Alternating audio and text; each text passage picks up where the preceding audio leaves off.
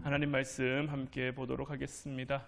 오늘 우리가 함께 볼 하나님 말씀은 사도행전 20장 24절 말씀입니다. 사도행전 20장 24절 말씀, 우리 다 같이 한 목소리로 말씀 함께 보도록 하겠습니다. 내가 달려갈 길과 주 예수께 받은 사명 곧 하나님의 은혜의 복음을 증언하는 일을 마치려 하면은 나의 생명조차 조금도 귀한 것으로 여기지 아니하노라. 아멘. 할렐루야. 오늘부터 한 주간 우리가 맥주절을 준비하면서 맥주절 특별 기도회를 진행하는데, 특별히 이번 기도회 기간에는 부르심으로서의 사명이라는 주제 가지고 사명에 대한 말씀을, 우리가 올해가 들어서면서부터 계속 사명에 대한 주제를 가지고 기도회를 진행하고 있는데, 이 부르심으로서의 사명은 어떤 것이며 우리는 이 부르심으로서의 사명에 어떻게 반응해야 되는지, 어떻게 나아가야 되는지 함께 말씀 나누며 은혜 나누는 시간 갖기를 원합니다.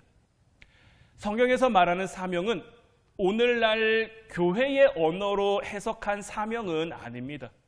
오늘날 교회의 언어로 말하는 사명은 주로 어떤 직업적인 것, 목회자나 선교사 같은 어떤 직업적인 사명, 아니면 교회에서 할 수 있는 어떤 봉사나 선교나 헌신이나 이런 것으로 표현되는 경우가 많습니다.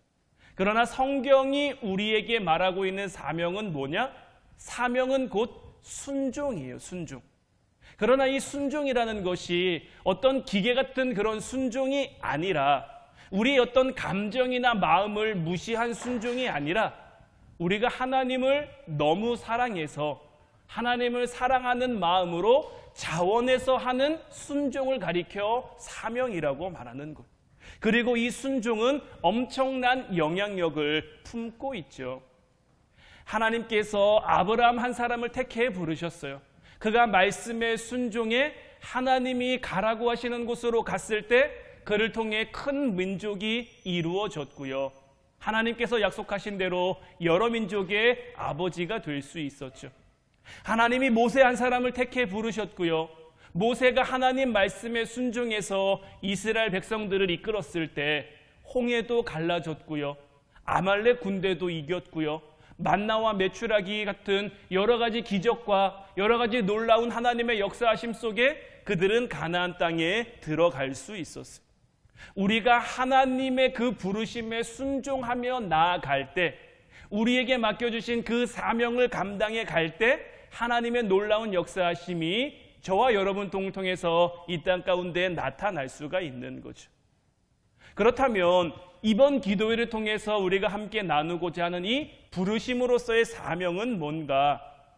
이 부르심으로서의 사명을 조금 더 세분해서 말하자면 그것은 소명이라고 우리가 표현할 수 있어요. 그러면 소명은 뭘까요? 이 소명이라는 단어를 가장 많이 성경에서 쓴 사람이 바로 사도 바울인데, 사도 바울은 굉장히 똑똑한 사람이죠. 정확한 단어를 정확한 곳에 쓸 수 아는 그러한 사람이 바울인데, 바울은 이 소명을 가리켜 부르심이다라고 표현을 하고 있는 것. 이 헬라어로 이 부르심이라는 단어는 클레토스라는 단어예요. 이 클레토스라는 단어의 용례가 참 재밌는데, 이 클레토스라는 단어는 어디서부터 파생된 단어냐면, 어떤 식사 자리에 초대된, 어떤 식사 자리에 부르심을 받은 그 사람을 의미하는 데서 파생된 단어가 이 클레토스라는 단어예요. 그런데 바울이 사용하고 있는 이 클레토스는 어떤 일반적인 식사 자리에 초대받은 그 사람을 가리켜 말하는 것이 아니라 왕의 식탁에 초대받은, 왕의 식탁에 부르심을 받은 그 사람의 의미로 사용하고 있는 거예요. 여러분들 한번 생각을 해보세요. 왕이 자신의 식탁에 누군가를 초대할 때는, 왕이 누군가를 자기 식탁에 부를 때 아무나 부르겠습니까? 아무나 부르지 않습니다. 왜 그렇습니까? 그 식탁에서 그 식사 자리에서 어떤 일이 일어날지 아무도 모르기 때문이죠.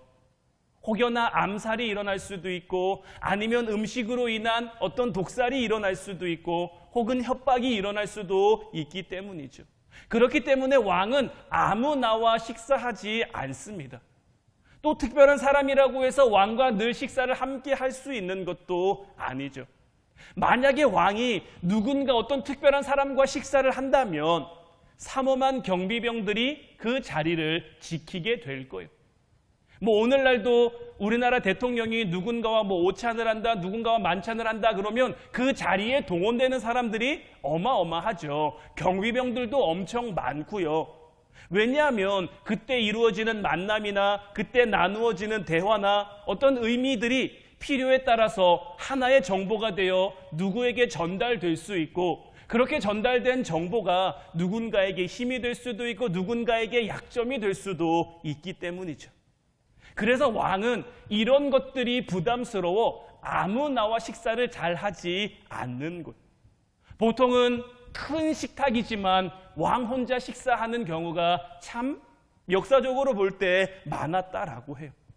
따라서 이 왕의 식탁에 부르심을 받았다. 이 왕의 식탁으로서의 어떤 부르심을 의미하는 이 클레토스라는 단어를 생각할 때 우리는 이와 같은 긴장감을 염두에 두고 이 단어를 볼 수 있어야 되는 거예요. 이와 같은 의미 속에서 지금 왕이 어떤 한 신하를 초대하려고 하고 있는 거예요. 왕은 이 신하를 왜 초대할까요? 자기랑 밥 먹을 사람이 없어서 초대하는 걸까요?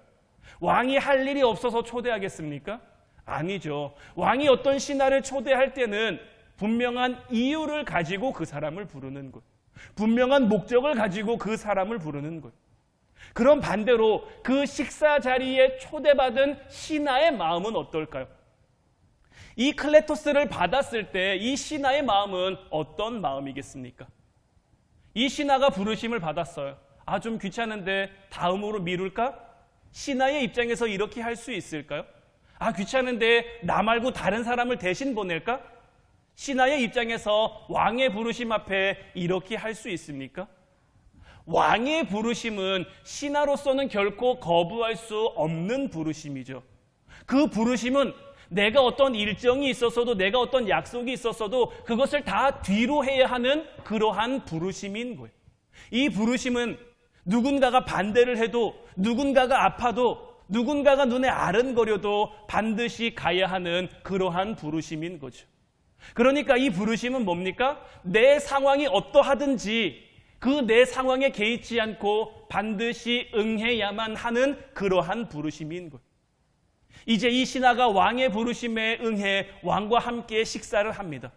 그러면 그 자리를 통해서 왕은 신하에게 뭔가를 얘기하거나 뭔가를 부탁하거나 뭔가를 말하겠죠. 그것을 위해 불러들 테니까요. 그러나 중요한 것은 뭐냐?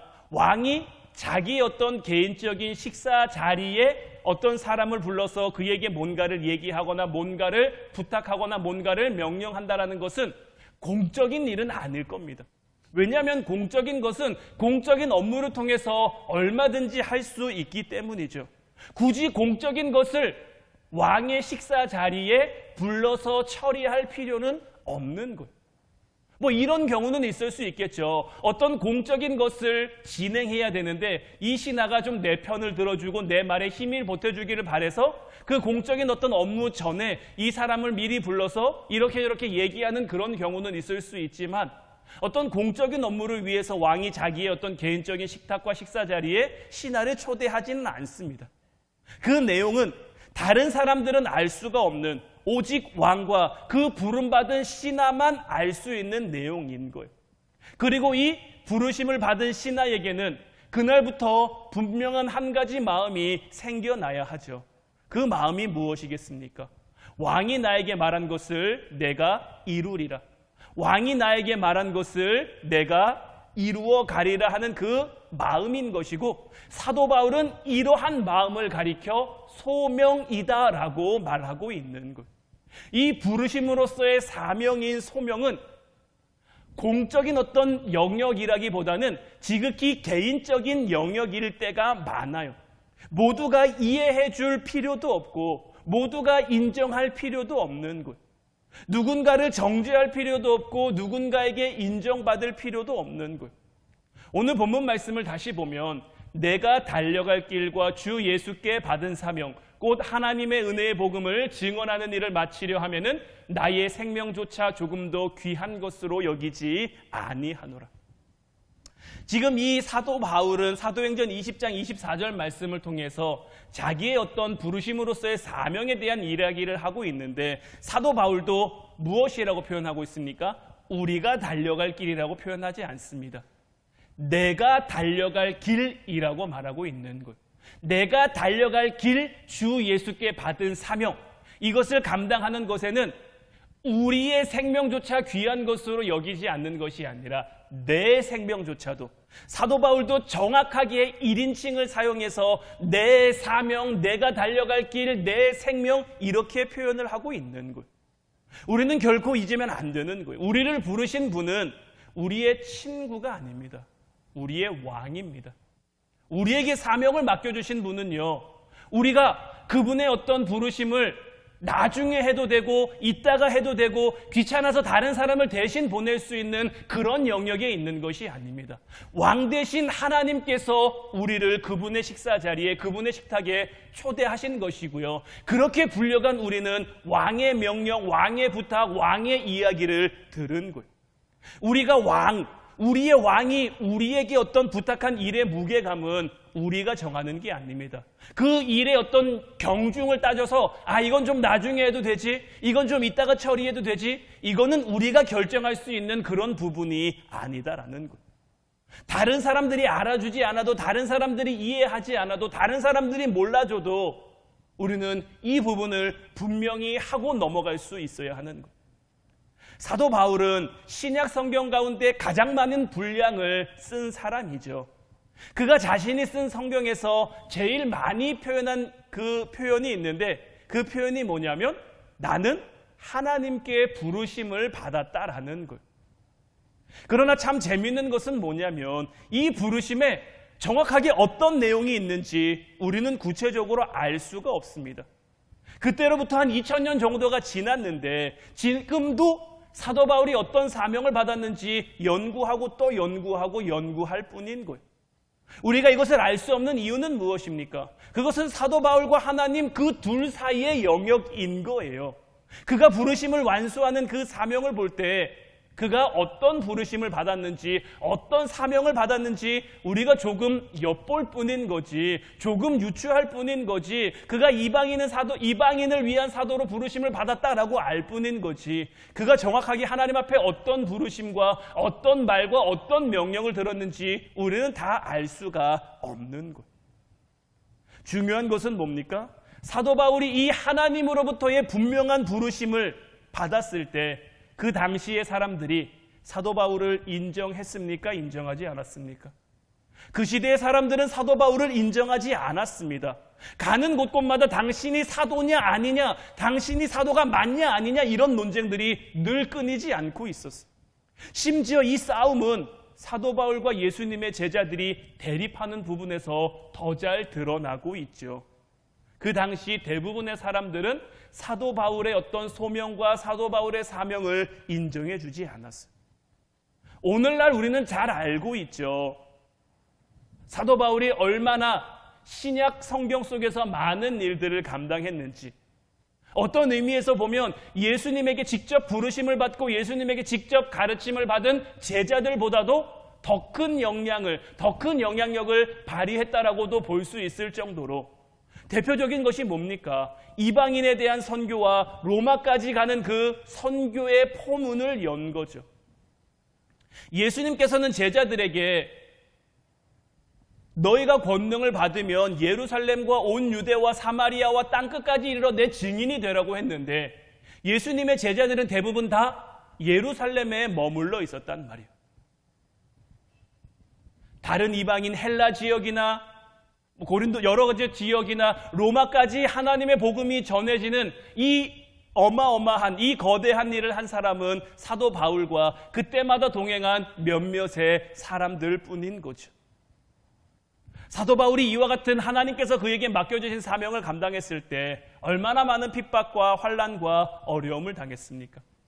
고린도전서 4장 9절부터 13절까지 말씀을 보면 내가 생각하건대 하나님이 사도인 우리를 죽이기로 작정된 자같이 끄트머리에 두셨음에 우리는 세계 곧 천사와 사람에게 구경거리가 되었노라. 우리는 그리스도 때문에 어리석으나 너희는 그리스도 안에서 지혜롭고 우리는 약하나 너희는 강하고 너희는 존귀하나 우리는 비천하여 바로 이 시각까지 우리가 줄이고 목마르고 헐벗고 매맞으며 정처가 없고 또 수고하여 친히 손으로 일을 하며 모욕을 당한 즉 축복하고 박해를 받은 즉 참고 비방을 받은 즉 권면하나 우리가 지금까지 세상의 더러운 것과 만물의 찌꺼기같이 되었도다. 여러분들이 말씀을 보면 어떻습니까? 지금 사도 바울이 어떤 마음으로 이 고린도전서 4장을 썼을까요? 무언가 좀 비통한 것 같지 않습니까? 하나님이 사도인 우리를 죽이기로 작정된 자, 그러니까 사형수처럼 끄트머리에 두셨다라는 거죠. 사형수처럼 끄트머리에 둬서 온 세상 구경거리가 되게 하셨다라는 거예요.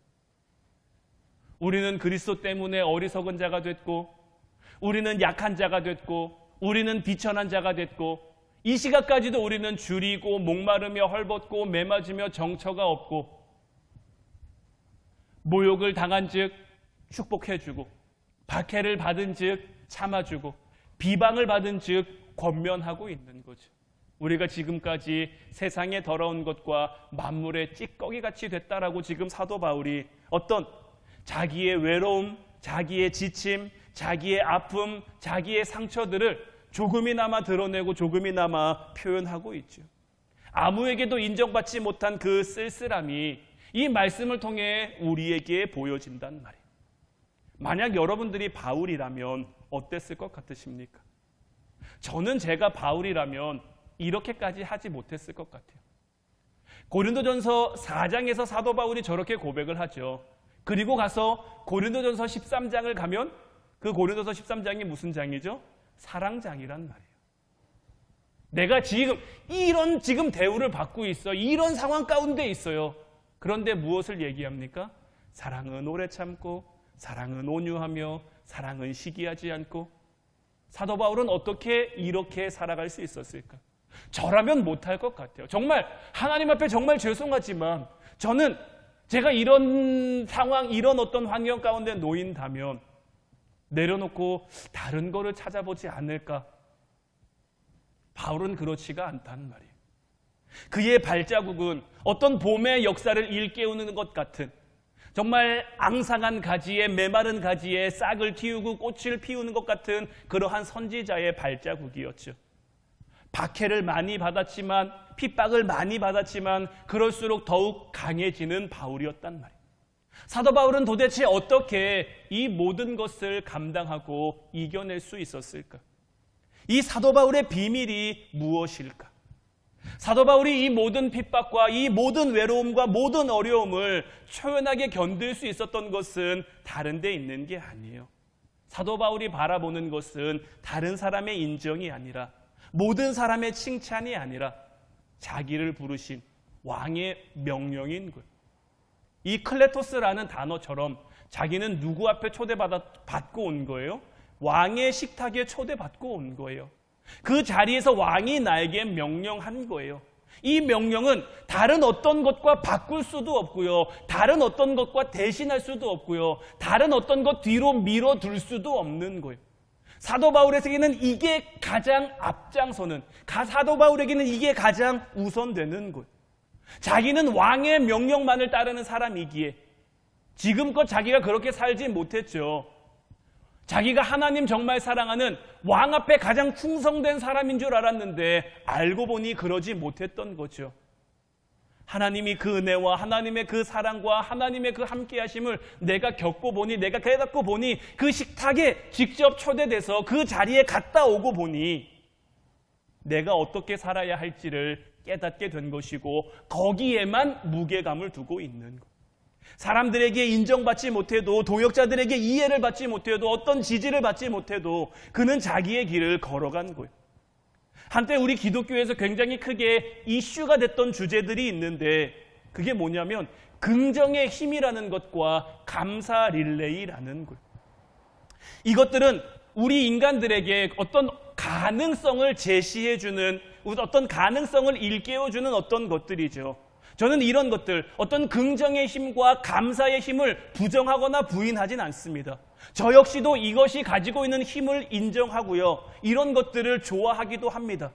그러나 우리가 이 긍정이라는 단어 앞에, 감사라는 그 단어 앞에 우리가 분명히 기억해야 될 것은, 사도 바울이 그 모든 사명을 감당할 수 있었던 것은 이런 긍정의 힘이 있었기 때문이 아니라, 어떤 감사의 릴레이가 있었기 때문이 아니라, 주변 사람들로부터 받은 어떤 인정이나 칭찬이나 이런 것들이 아니라, 왕이신 하나님께서 자기를 부르셨다는 그 클레토스 때문이다라는 것.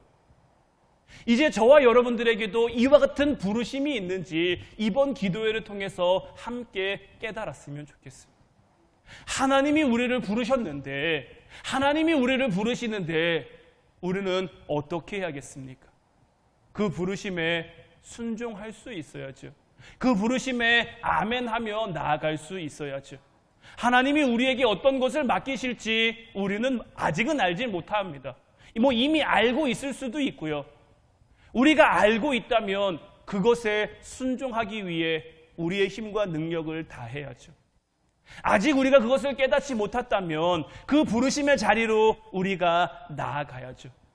이와 같은 나아감 속에 하나님이 우리와 함께 하실 것이고요. 이 부르심의 자리에 나아가 우리가 왕의 식탁에, 그 왕과 함께 식사하고 그 왕으로부터 부탁을 받고 왕으로부터 어떤 명령을 받으면 우리의 신앙과 우리의 믿음과 어떤 우리의 인격과 어떤 우리의 눈이 높아지게 되는 거예요. 제가 지난 주일날 말씀드렸죠. 어른이 아이들과 싸우면 되냐고. 제가 새아랑 싸우면 되겠습니까? 안 되겠습니까? 안 되죠. 가끔 새아가 저한테 굉장히 말도 안 되는 시비를 걸어올 때가 있습니다. 밑도 끝도 없이 아빠 이거 하면 혼난다라고 얘기할 때가 있어요. 그럼 제가 그 새아이의 얘기에 정색하면서 네가 나를 왜 혼내? 네가 어떻게 나를 혼낼 수 있어? 나는 아빠고 넌 딸인데 이렇게 따지고 들어야겠습니까? 저한테 그런 마음이 들까요? 저에게는 그저 그런 모습도 귀엽죠. 사랑스럽죠. 저는 우리 신앙인들이, 우리 그리스도인들이 부르심으로서의 사명을 받은 우리들이 이와 같은 마음으로 세상을 바라볼 수 있어야 한다라고 여겨요. 그들은 아직 모르는 거예요. 그들은 아직 알지 못하는 거예요. 우리는 아는 거죠, 이제. 아니까 참아줄 수 있는 거예요. 아니까 견딜 수 있는 거예요. 아니까 인내할 수 있는 거예요. 사도 바울 역시 마찬가지인 거예요. 왜 박해를 받는데 그들을 축복합니까? 왜 핍박을 받는데 그들을 권면합니까? 왜 자기를 모욕하는데, 자기를 인정해 주지 않는데 그럼에도 불구하고 그 길을 갑니까? 자기는 알거든요. 하나님께서 나를 어떻게 부르셨는지, 하나님께서 나를 어떻게 여겨주시는지, 하나님께서 나를 어떤 길로 인도하시는지를 아니까 묵묵히 그 길을 걸어갈 수 있는 것이고요. 이제 그 길을 아는 저와 여러분들이 되기를 주님의 이름으로 축원해 드립니다. 함께 우리가 이번 한 주간 동안 기도하면서 말씀 나누면서 우리를 향하신 그 부르심으로서의 사명을 깨달아 우리도 사도 바울처럼 하나님의 뜻을 아는 자가 되어 이 땅 가운데 하나님의 뜻을 세워갈 수 있기를 주님의 이름으로 축원해 드립니다. 오늘 이 시간 우리 같이 찬양하고 기도하기를 원하는데, 오늘 이 시간에는 주님은 신실하고라는 이 찬양을 함께 우리가 고백했으면 좋겠어요. 우리 주님은 신실하신 주님이시죠. 항상 같은 곳에 계세요. 우리가 힘들 때 보면 늘 있어요. 우리가 어려울 때 늘 보면 있어요. 우리보다 더 아파하시고 우리보다 더 힘들어하시며 우리에게 사랑을 베풀어 주신다는 말이에요. 이제 그 주님의 사랑을 향해 우리가 뭐라고 고백해야겠습니까? 이제 주님이 나를 불러주셨사오니, 주님이 나와 함께하여 주시니 이제 정말 꽃이 시들고 세월이 가고 그럼에도 불구하고 우리가 주님을 사랑하며 살겠습니다. 우리를 불러주신 그 주님의 그 부르심에 순종하며 살겠습니다. 우리 찬양으로 고백하고 같이 기도하도록 하겠습니다.